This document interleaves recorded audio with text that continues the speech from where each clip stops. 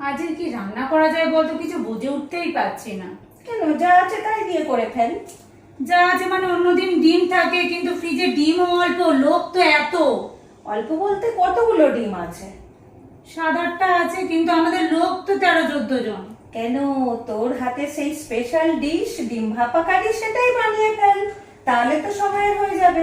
ভালো আইডিয়া দিয়েছিস, কিন্তু কিন্তু তোর এই কথায় বোঝা যাচ্ছে তুই রান্নাটা আমাকে দিয়ে করাবি। ওটা তো তোর হাতেই বেশি ভালো হয় বল। তোরও শেখা দরকার, আজকে তুই করবি, আমি বলবো তুই রান্না করবি। চল চল চল। তো বন্ধুরা, এটাও কিন্তু একটা আইডিয়া। বাড়িতে অনেক লোক, ফ্রিজে বেশি ডিম নেই, মাছ নেই, মাংস নেই, তাহলে কি করবে? এই ডিম ভাপা কারিটা রান্না করে নেবে। তো ডিম ভাপা কারির জন্য আগে আমি ডিম ভাপা করব। তার জন্য আমি পেঁয়াজ, কাঁচা লঙ্কা এগুলো আগে কুচি কুচি করে কেটে নেব। এরপরে কিছু মশলা দিয়ে নেব, নুন, হলুদ, গোলমরিচ গুঁড়ো। ডিমগুলো দেওয়ার আগে ভালো করে পেঁয়াজ, কাঁচা লঙ্কা আর মশলাগুলো ভালো করে মাখিয়ে নিতে হবে, যাতে কোথাও ক্লড না থেকে থাকে। তো যে কটা ডিম নেবে বলেছিলাম, ওই 7 থেকে 8টা ডিম নিয়ে ভালো করে মাখিয়ে নিতে হবে। এখন টিফিন বক্সের মধ্যে একটু তেল মাখিয়ে নিয়ে ওই যে ডিমের ব্যাটারটা দিয়ে নেব। এরপর একটা কড়াই জল গরম করে তাতে স্ট্যান্ড বসিয়ে 20 মিনিটের জন্য ঢাকা দিয়ে হালকা আঁচে স্টিম করতে থাকো। এই আমার যা জোগাড় করে দেওয়ার হয়ে গেছে, এবারে তোর পালা।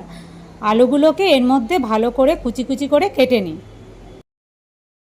ততক্ষণে আমার ডিম ভাপাটা হয়ে গেছে। এইবার আমি দেখব, একটা ছুরি ঢুকিয়ে যদি দেখি যে ছুরির মধ্যে কিছু লাগছে না, তখন বুঝতে হবে আমার ডিম ভাপাটা সম্পূর্ণ রেডি। দেখো, ডিম ভাপাটা সুন্দর করে বেরিয়ে এসছে। এবার এগুলোকে আমি পিস পিস করে কেটে নিলাম।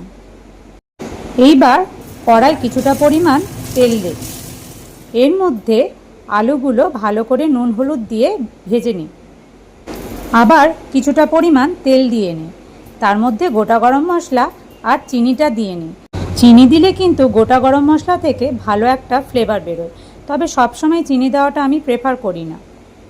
এইবার তেলের মধ্যে পেঁয়াজটা দিয়ে বেশ ভালো করে ভেজে নিতে হবে। তাতে কিছুটা পরিমাণ রসুন বাটা আর টমেটোগুলো দিয়ে ভালো করে নাড়াচাড়া করে নিতে হবে।